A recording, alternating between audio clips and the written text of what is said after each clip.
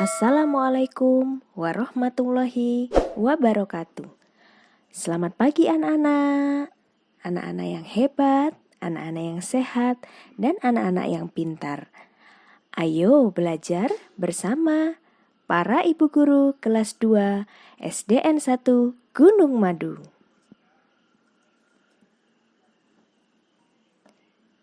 Hari ini kita akan belajar tentang materi tema 1, subtema 1, pembelajaran 1 dan 2, yang meliputi materi hidup rukun, nilai tempat, ungkapan, panjang pendek lagu, dan simbol-simbol Pancasila.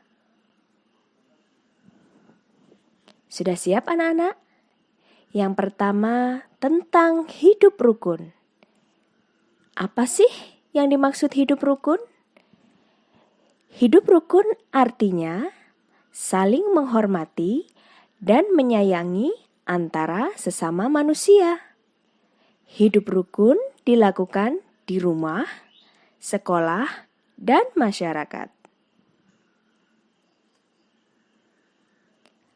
Dari pengertian di atas, maka hidup rukun dibedakan menjadi 3 jenis. Yang pertama, di rumah. Yang kedua, di sekolah. Dan yang ketiga, di masyarakat. Ayo, ada yang bisa menyebutkan contoh hidup rukun di rumah? Contoh pertama, orang tua dan anak meluangkan waktu untuk bersama. Contoh kedua, kakak dan adik saling bantu-membantu dalam membersihkan lingkungan rumah. Contoh ketiga, semua anggota keluarga bersama-sama dalam sarapan, makan siang, atau makan malam.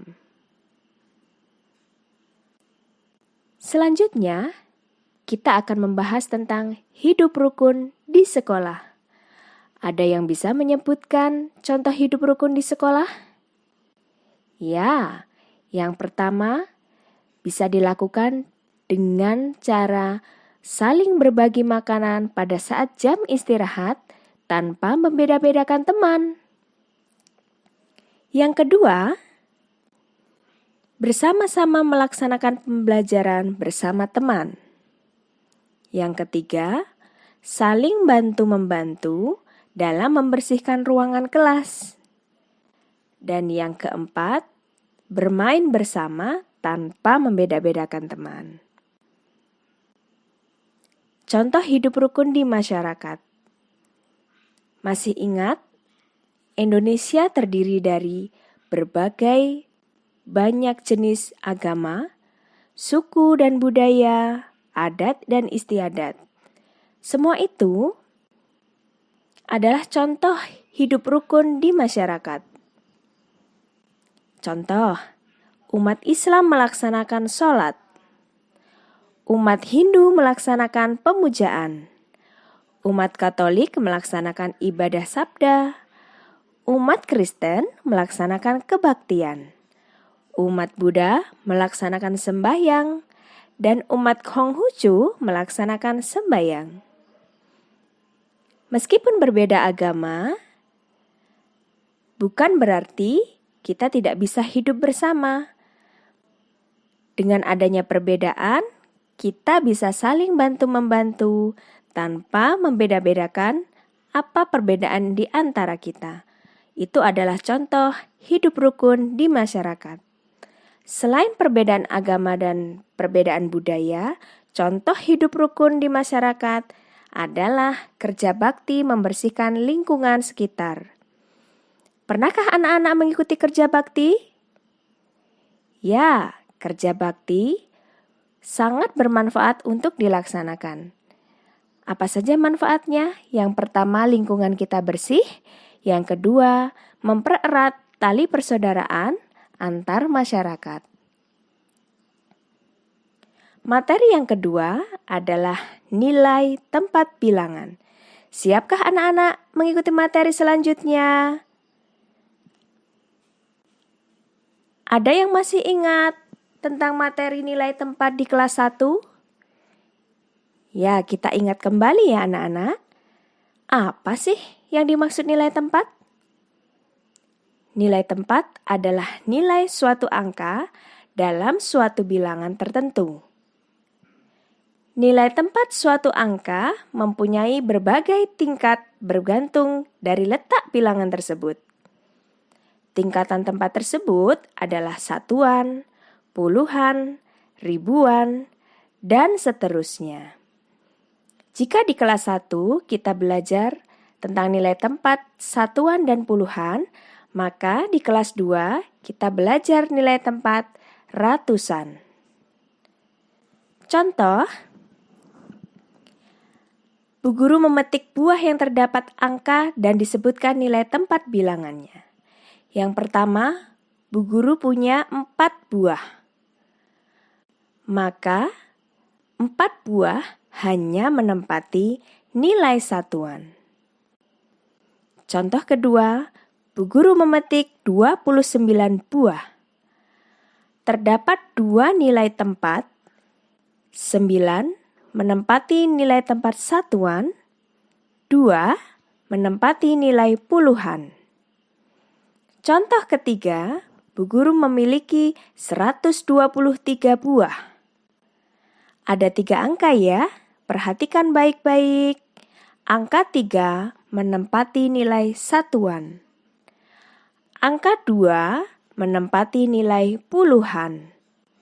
Dan angka 1 menempati nilai ratusan. Contoh keempat, Bu Guru memiliki buah 1125. Ada 4 angka ya, perhatikan baik-baik. Angka 5 menempati nilai satuan. Angka 2 menempati nilai puluhan. Angka 1 menempati nilai ratusan, dan angka 1 yang paling depan menempati nilai ribuan.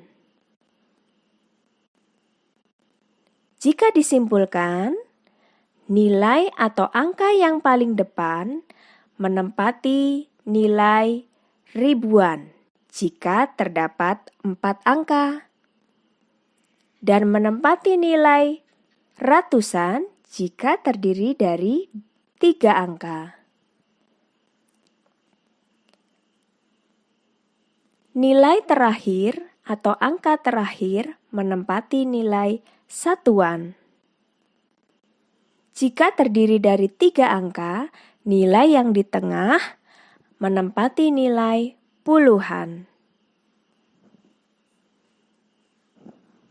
Materi selanjutnya adalah idiom atau ungkapan.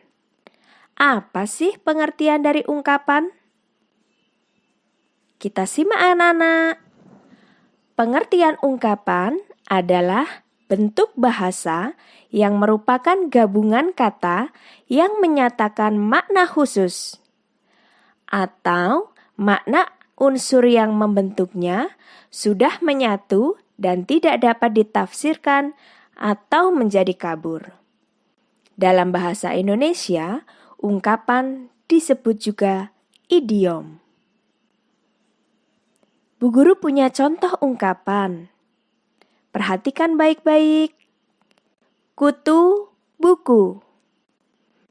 Bukan berarti buku memiliki kutu. Tetapi kutu buku berarti suka membaca. Contoh kedua, panjang tangan. Bukan berarti tangannya sangat panjang, tetapi berarti suka mencuri. Contoh yang lain, buah tangan. Bukan berarti tangan memiliki buah, melainkan berarti oleh-oleh. Contoh lagi, buah hati. Bukan berarti hati berbuah, melainkan memiliki arti anak kesayangan. Contoh yang lain Bisa anak-anak pelajari dan pahami yang ada dalam slide ya. Perhatikan baik-baik. Selanjutnya, kita akan belajar tentang panjang pendek lagu. Sebelum kita belajar tentang panjang pendek lagu, mari kita nyanyikan lagu Topi Saya Bundar. Topi saya bundar, bundar topi saya. Kalau tidak bundar, bukan topi saya.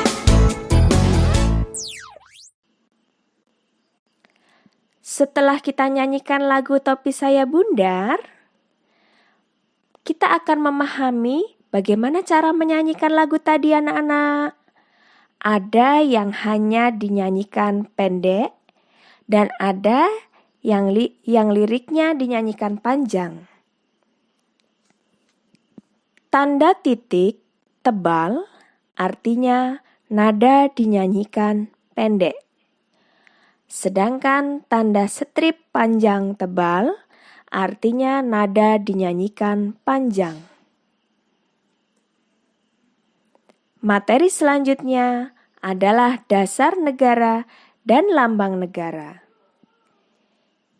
Mari kita simak berbagai istilah ya anak-anak ya. Garuda Pancasila adalah lambang negara Indonesia. Selanjutnya, Pancasila adalah dasar negara Indonesia.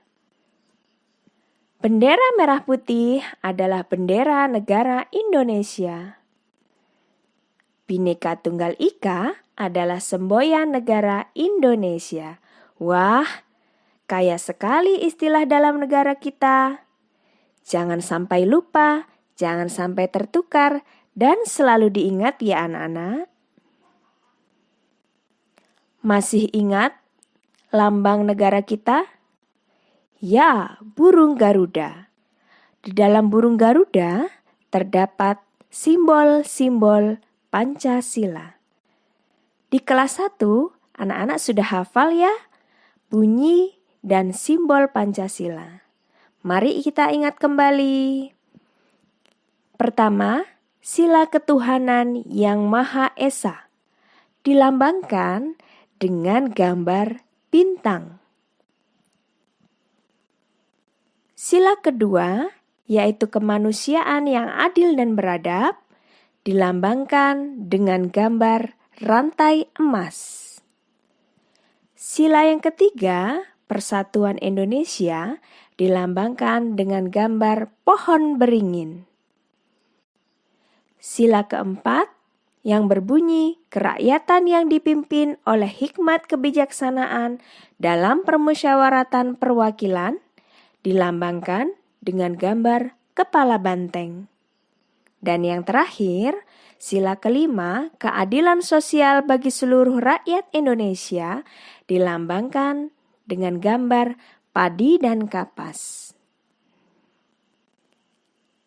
Ingat selalu ya, jangan sampai lupa. Ini adalah ideologi atau dasar negara kita yang harus selalu anak-anak ingat. Cukup sekian materi dari Bu Guru hari ini. Ingat, pahami dan pelajari baik-baik.